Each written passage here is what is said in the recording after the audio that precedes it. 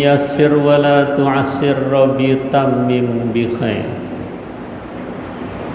Wal maqalatul hadiyatu wal 'ishruna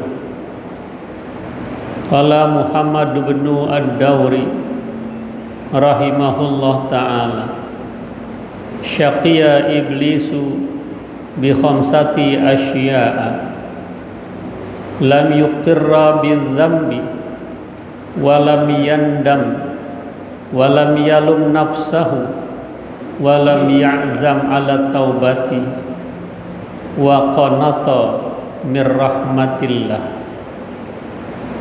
Makalah ke-21, berkata Muhammad bin ad-Dawri, semoga Allah merahmatinya, iblis tercela dengan 5 hal. Pertama, tidak mengakui dosa-dosanya. Kedua, tidak pernah menyesali perbuatannya. Ketiga, tidak pernah mencaci dirinya. Keempat, tidak bercita-cita untuk taubat. Dan kelima, putus asa dari rahmat Allah. Dalam makalah ke-21 ini digambarkan profil iblis. Jadi bukan saja ada profil manusia, ada profil tokoh. Ini profil iblis, ya. Potret iblis seperti apa? Berkata Syekh Muhammad bin ad-Dawri, iblis itu terlaknat, iblis itu tercela karena 5 hal yang tidak pernah diperhatikan oleh iblis. Pertama, lam yuqirra bidzambi. Iblis tidak pernah mengakui, ay lam ya'tarif bihi an nafsihi. Tidak pernah mengakui dosa-dosa yang dia lakukan. Karena memang profesional dia, profesi iblis ini selalu bikin dosa, selalu mengadu domba, selalu buat kegaduhan, selalu menjadi intrik-intrik perpecahan. Itu kerjaannya iblis. Jadi karenanya dia tidak mengakui, emang profesinya dia, tapi dia nggak mengakui. Ini kan nggak gentle gitu, ya.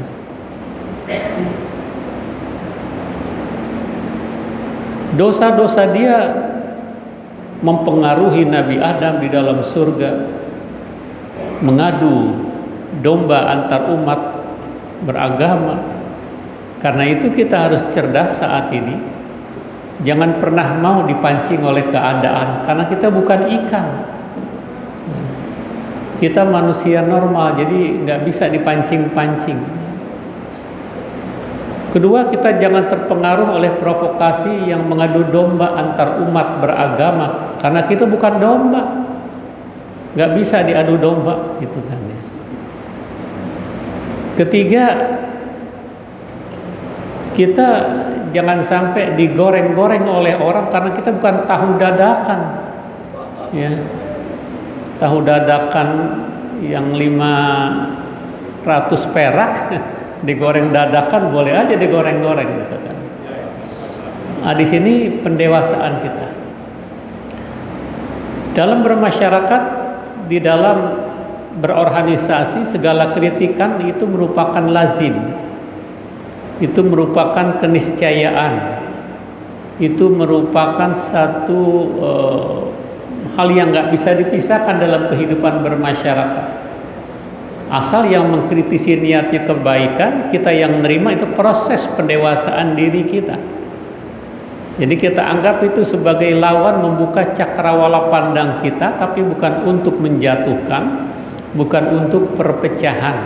Nah, jadi nggak masuk kalau begitu dengan kategori iblis. Kalau iblis enggak, dia maunya umat pecah, dia maunya umat ini lemah, dia maunya umat ini berantakan.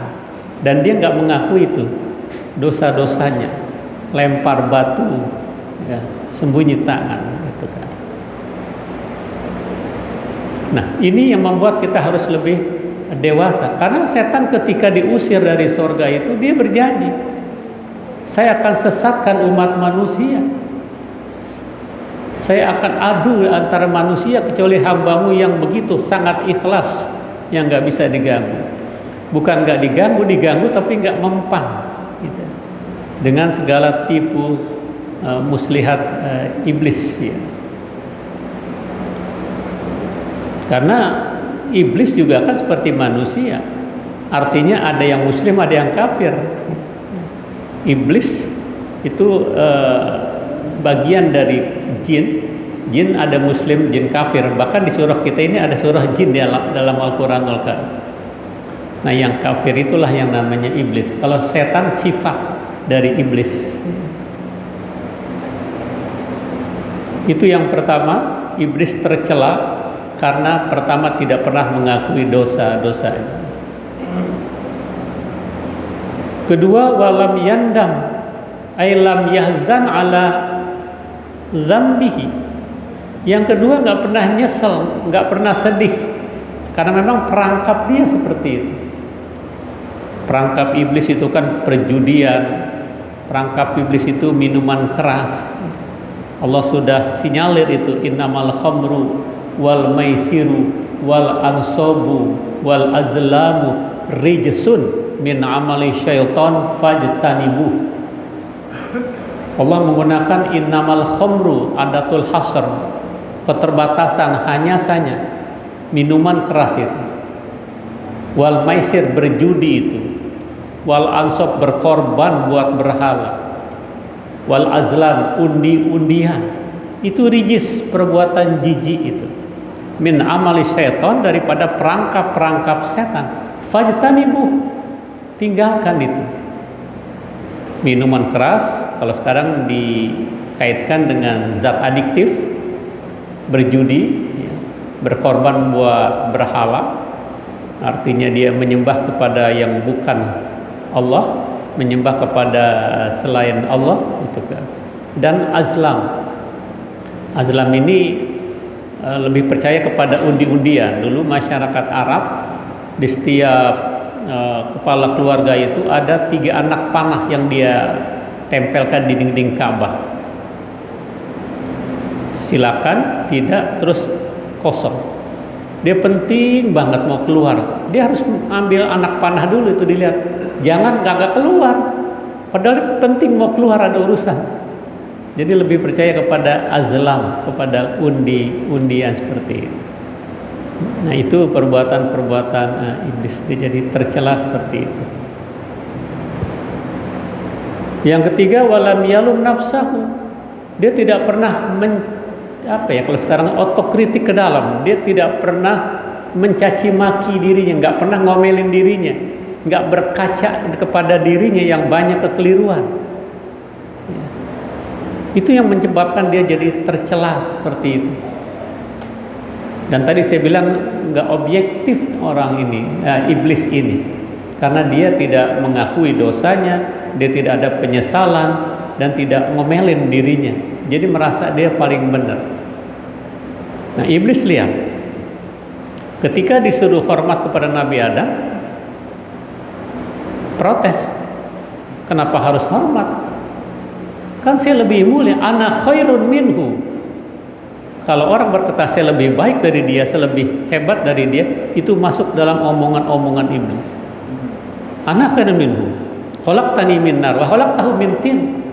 Engkau ciptakan aku dari api, sementara ciptakan Adam dari tanah. Itu versi iblis, dia menganggap dirinya lebih hebat daripada Nabi Adam, gitu kan. Padahal pada diri manusia itu lebih hebat daripada iblis. Karena dalam diri manusia itu ada unsur malaikat, ada unsur hewani. Yang punya rasa malu siapa? Manusia. Kalau hewani nggak ada rasa malu. Yang membedakan insani dengan hewani adalah rasa malu. Wa kana sallallahu alaihi wasallam syadidal haya' wat tawadhu'. yakhsifu na'lahu wa yarqa'u thawbahu wa yahlubu syatahu wa yasiru fi khidmati ahlihi bisiratin sariyah.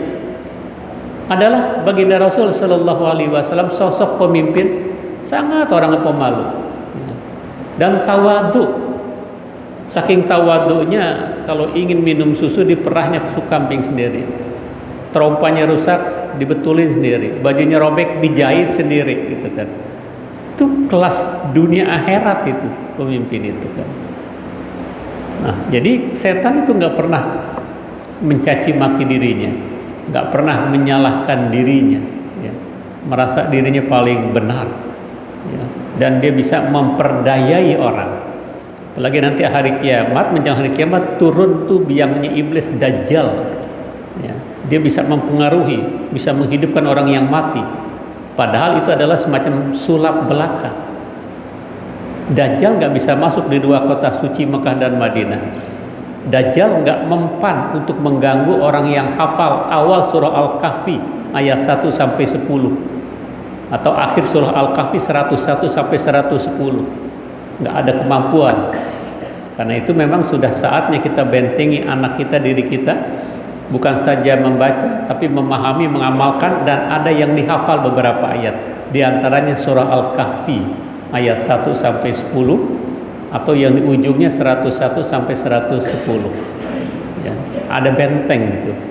Ada filter yang menjaga kita dari gangguan-gangguan setan. Yang keempat, dia tercela walam ya'zam ala taubah.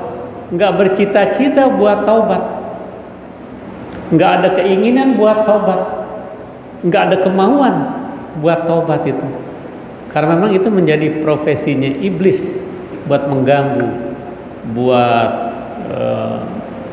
kegaduhan, suasana menjadi pecah, tadi adu habaib sama kiai, diadu sesama ormas Islam dan sebagainya itu. Yang kelima, wa qanata min rahmatillah. Ini qanata dari bab daraba, ya. Yadribu, idrib. Kalau ini qanata ta'iba yat'abu, qanata yaqnatu. Min rahmatillah fa'ala yaf'alu. Jadi yang kelima, iblis ini tercela karena putus asa dari rahmat Allah. Kita sebagai orang yang beriman nggak boleh kita putus asa dari rahmat Allah. Kita harus meyakini bahwa rahmat Allah melebihi daripada murkanya Allah. Sangat luas murkanya Allah. Di malam hari orang yang berbuat dosa, berbuat maksiat, Allah buka pintu taubatnya di pagi hari ini. Di pagi hari ini andai kata ada orang yang maksiat, ada orang yang bergelimang dalam dosa dan noda, Allah buka pintu peluang maafnya di siang hari dan sore hari.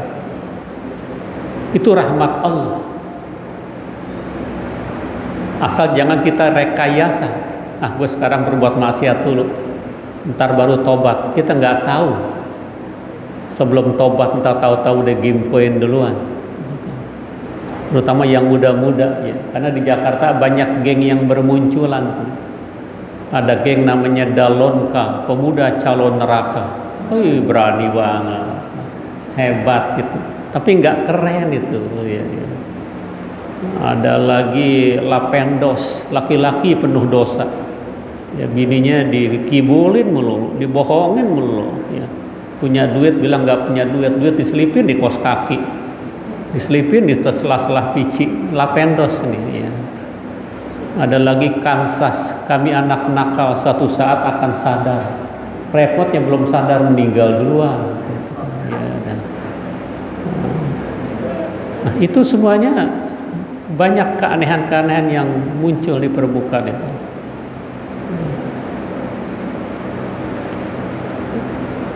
Nah, sedangkan kita ini sekali lagi jangan pernah putus asa dari rahmat Allah. Apalagi saat ada di padang Arafah, saat wukuf itu jangan pernah ragu.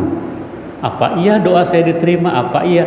Keraguan-raguan itu sebuah dosa besar ketika kita ada di padang Arafah untuk memenuhi penyempurnaan rukun Islam yang kelima sebagai anti klimaks, titik kulminasi dari rangkaian ibadah haji, adanya wukuf di padang Arafah.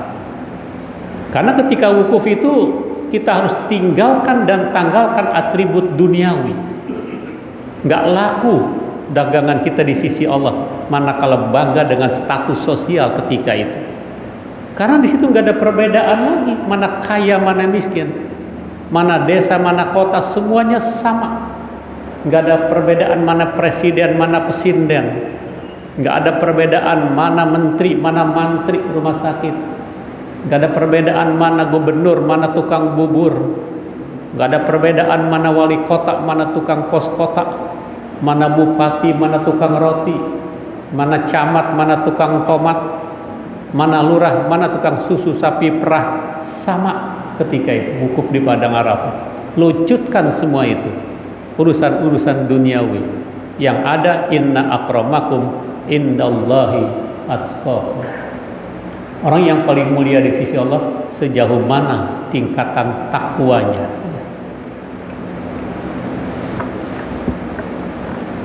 Nah, sementara wasa'ida Adam alaihissalam bi khamsati asya, Nabi Adam senang bahagia juga karena 5 hal, lawanan dari tadi perilaku iblis. Ini adalah yang kita ikuti. Pertama, Nabi Adam itu sa'ida, bahagia, senang. Pertama, aqarra bidzambi, Nabi Adam mengakui dosa-dosanya. Ketika dia terpengaruh oleh dorongan setan, oleh ajakan setan, padahal Allah melarang, wala taqrabu hadhihi syajarah, silakan makan apa saja yang ada di sini, tapi jangan dekatkan pohon ini. Sudah dilarang, diingatkan. Setan memutarbalikkan fakta, itu namanya dalil safsatoh. Dan kalau bahasa kita, Allah kan nyuruh ngedeketin, makan nggak apa-apa, makan aja gitu kan. Kan logikanya deketin aja kagak boleh, apalagi makan gitu kan. Terpengaruh dimakan itu, ya. Rontok apa yang dipakai di situ, terpisah dengan istrinya Siti Hawa.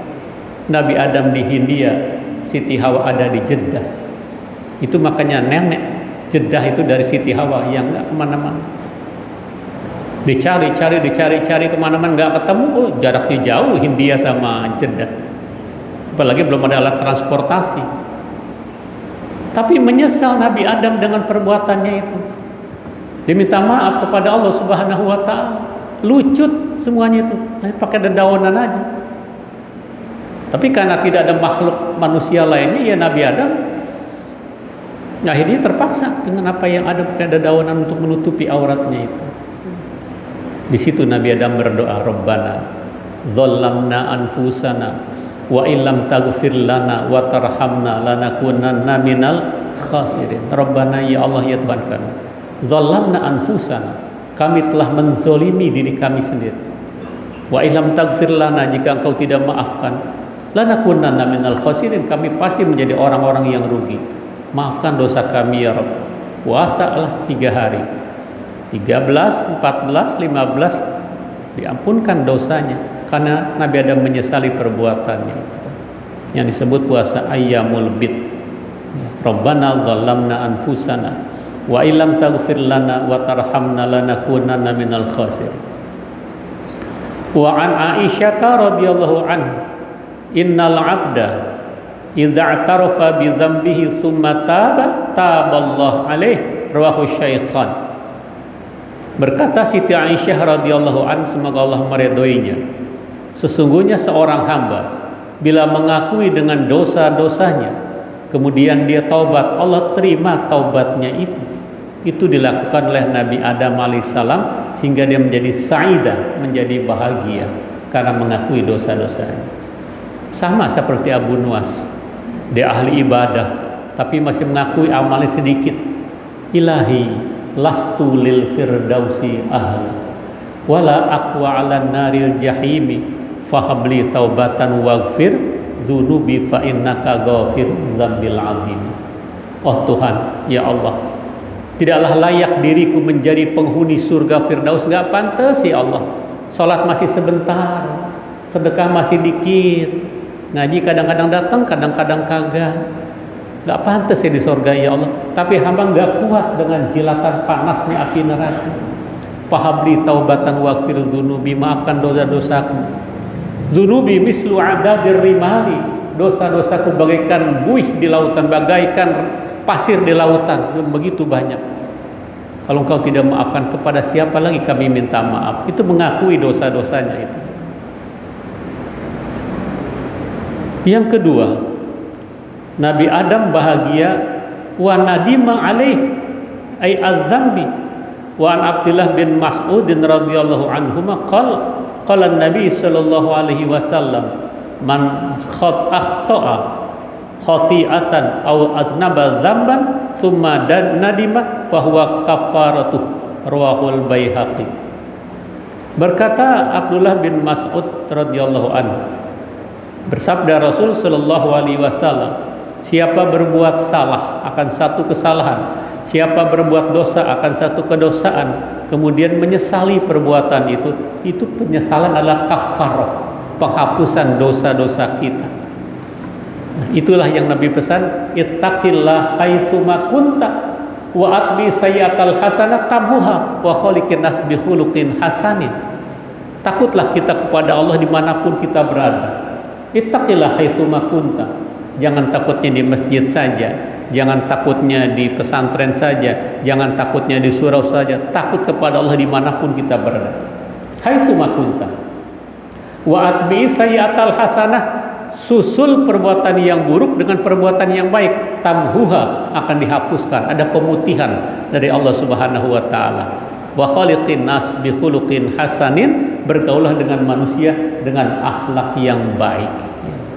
Itu orang yang mengakui baginda Rasul sebagai nabi terakhir dan menyesali perbuatan-perbuatannya, itu pasti menjadi kafarat, dihapuskan dosa-dosanya itu. Itu yang menyebabkan Nabi Adam mengakui dosanya, mengakui perbuatan dan kesalahannya, menjadi mulia di sisi Allah Subhanahu wa taala. Ya, kan kita sering membaca Sayyidul Istighfar, Allahumma anta rabbi la ilaha illa anta khalaqtani wa ana 'abduka wa ana 'ala ahdika wa wa'dika mastata'tu a'udzu bika min syarri ma sana'tu abu laka bi ni'mati alayya wa abu bi dzambi faghfirli fa innahu la yaghfiru dzunuba illa anta. Yang keempat, yang ketiga ya, walama nafsahu ala fi'li dzalikal khata'. Nabi Adam itu introspeksi dirinya, ngomelin dirinya atas perbuatan-perbuatan kesalahan itu. Dia nggak mencari kambing hitam, ya, karena susah mencari kambing hitam. Apalagi buat korban, afdolnya kambing domba putih yang ada tanduknya. Susah nyari kambing hitam, ya. Nah, Nabi Adam ini wala manafsau, dia nggak mencari kambing hitam. Introspeksi, otokritik buat dirinya sendiri. Ya Allah, ampuni dosa-dosaku. Dosa-dosaku begitu banyak, begitu mencapai puncak gunung, tapi saya mengakui bahwa rahmat-Mu melebihi daripada murka. Yang keempat, wa asra'a fit taubah. Nabi Adam segera bertaubat, bi ta'ati asbabiha, dengan menjalankan sebab-sebab menuju ketaubatan itu. Nah, terutama bagi mereka yang akan melaksanakan ibadah haji, tahapan haji mabrur, sebelum berangkat haji dia sudah taubat duluan, sudah menyesali perbuatan-perbuatan masa lalunya, sudah minta maaf kepada keluarga, tetangga, teman dan saudara, karena kita akan menunaikan rukun Islam yang kelima, tugas mulia sebagai tamunya Allah, sebagai dutanya Allah, sudah taubat. Itu tahapan pertama menuju haji mabrur. Karena kadang-kadang haji mabrur mudah kita ucap tapi susah dalam pelaksanaan. Penuhi itu.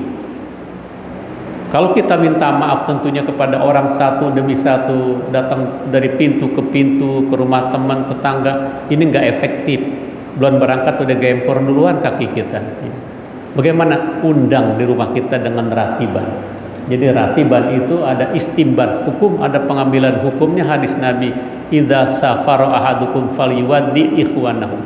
Bila Anda musafir bepergian jauh untuk melaksanakan ibadah haji, maka pamitanlah sama saudara-saudaranya itu. Ya. Jadi kalau kita datang nggak efektif, kita undang. Karena kita undang, ya kita siapin makanan dan minuman.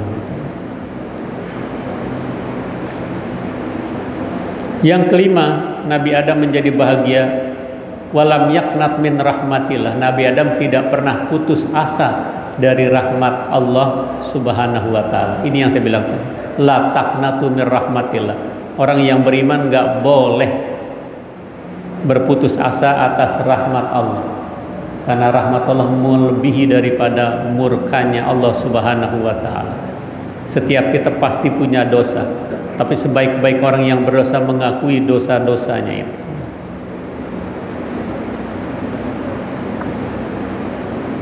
Wal maqalatu tsaniyah wal 'ishrun. Makalah ke-22. An Syaqiqi al-Balkhi rahimahullah wa huwa Ustadz Hatim al-Asam qila kana sababut taubah annahu kana min abna'il agniya kharaja litijarah ila ardi Turki. Syaqiq al-Balkhi, semoga Allah merahmatinya, dia adalah guru dari Hatim al-Asam. Dikata adalah sebab taubatnya Syaqiq al-Balkhi, dia adalah anak-anak dari kalangan orang kaya keluar untuk dagang berniaga ke Turki, ila ardi Turki. Fadakhala baitan lil asnam fara'a khadiman. Tiba-tiba dia masuk karena tidak ada penginapan, dia masuk ke satu rumah yang di situ banyak patung berhala. Dan dia melihat di rumah patung berhala itu ada seorang pembantunya, lil asnam, yang sedang berdekatan dengan patung-patung berhala fihi padanya itu. Qad khalaqa ra'sahu wa lihyatahu. Dia telah mencukur rambutnya dan jenggotnya itu. Faqala Syaqiq lil khadim.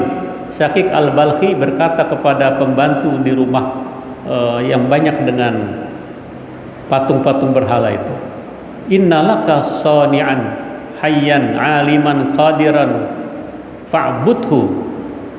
Sesungguhnya bagimu itu ada pencipta yang maha hidup, yang mengetahui, yang maha kuasa, sembahlah dia, jangan nyembah patung. La ta'bud hadil asnam, kamu jangan pernah nyembah patung-patung yang diam ini. Allati la tadurru wa la tanfa', patung ini tidak bisa memberikan bahaya, juga tidak bisa memberikan manfaat. Faqala, maka si pembantu ini berkata, in kanal amru kama taqul, jika adalah perkara ini benar sebagaimana yang kamu kata, bahwa qadirun, dia adalah Tuhan itu maha kuasa, ala an yarzuquka, bahwa Tuhan akan memberikan rezeki kepadamu, bi baladika, di negara kamu. Falima tahammaltal masyaqqata ila hahuna litijarah. Kata si pembantu, tadi kamu mengatakan Tuhan itu kuasa. Kalau kuasa, kenapa kamu cari negeri dan nyari uang di negeri orang lain? Kenapa kamu berdagang bersusah-susah ke negeri ini? Bukankah lebih baik di sisi di negaramu? Karena Tuhan begitu maha kaya. Nah, itu terpukul. Fantabaha, terpukullah dari omongan si pembantu itu yang sedang membersihkan patung-patung berhala, tersinggung, tersentak Syaqiq al-Balkhi. Wa akhadha fi tariqi zuhud, akhirnya dia mengambil jalan zuhud, dia tinggalkan jual beli, dia tinggalkan perdagangan urusan duniawi itu. Itu yang menyebabkan Syaqiq al-Balkhi menjadi sufi.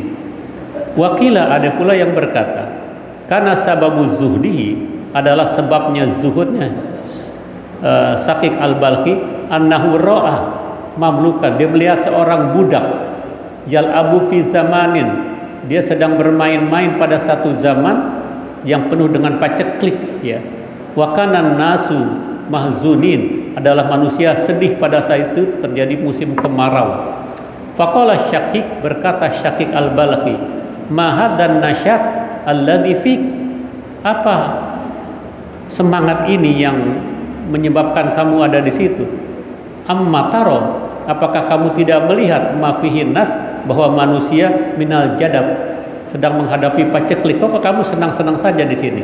Faqala dzalikal mamluk, berkata budak hitam itu, "Wama alayya min dzalika." Saya tidak seperti itu. Limaulaya, karena saya punya majikan saya di satu desa, qaryatun khalisah, seorang yang ikhlas, seorang yang bersih. Yadkhulu lahu minha, masuk padanya itu berbagai macam orang, dan saya tidak perlu lagi kepada bantuan orang lain karena majikan saya orang kaya. Ya, nahnu ilaihi fantabah syakik, di situ juga tersentak Syakik. Dia berkata, in kana limaulahu, jika adalah majikannya ini di satu desa dan majikannya itu juga makhluk yang miskin, sementara si budak tadi itu tidak merasa sedih dengan musim paceklik karena dia ada harapan, karena dia ada andalan dari majikannya itu di satu desa. Kenapa saya tidak seperti itu? Tuhan saya maha kaya, Tuhan saya yang mempunyai segala-galanya. Kenapa saya harus menjadi orang seperti itu? Nah, itu dia tersentak dari melihat seorang budak yang tidak sedih menghadapi paceklik karena majikannya. Nah, majikan saya ini Allah, kata Syakik, yang lebih kaya, yang lebih hebat. Maka dia sandarkan. Itu asbabul wurud, mengapa dia menjadi seorang yang zuhud dalam kehidupannya, ya.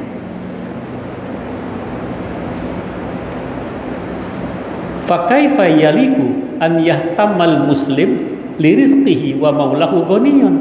Maka bagaimana tidak layak bahwa seorang muslim memperhatikan rezekinya itu karena maulahu, Tuhannya itu kaya. Allah Subhanahu wa taala ghaniyun, minta sama Allah yang maha kaya. Orang boleh jatuh miskin, orang boleh melarat, orang boleh memprediksikan tahun 2050 bakal terjadi kerusakan, bakal terjadi berbagai macam kekurangan pangan, tapi Allah maha kaya dengan janjinya. Orang-orang yang beriman, walau anna ahlal qura amanu wattaqau la fatahna alaihim barakati minas sama wal ardh. Sekiranya kita warga masyarakat, warga dunia, kita makhluk Allah, beriman, bertakwa sungguh-sungguh kepada Allah, Allah berjanji membuka pintu-pintu keberkahan. Berkah itu ziyadatul khair fil khair, tambah kebaikan dalam kebaikan. Allah maha kaya. Orang boleh miskin, orang boleh jatuh bangkrut, tapi Allah maha kaya. Nah, ini menjadi modal kita. Yang penting amanu wattaqau, beriman, bertakwa secara benar. Wallahu a'lam bissawab. Kira ini anahu qala alaikum bi khamsi khisal. Wallahu a'lam.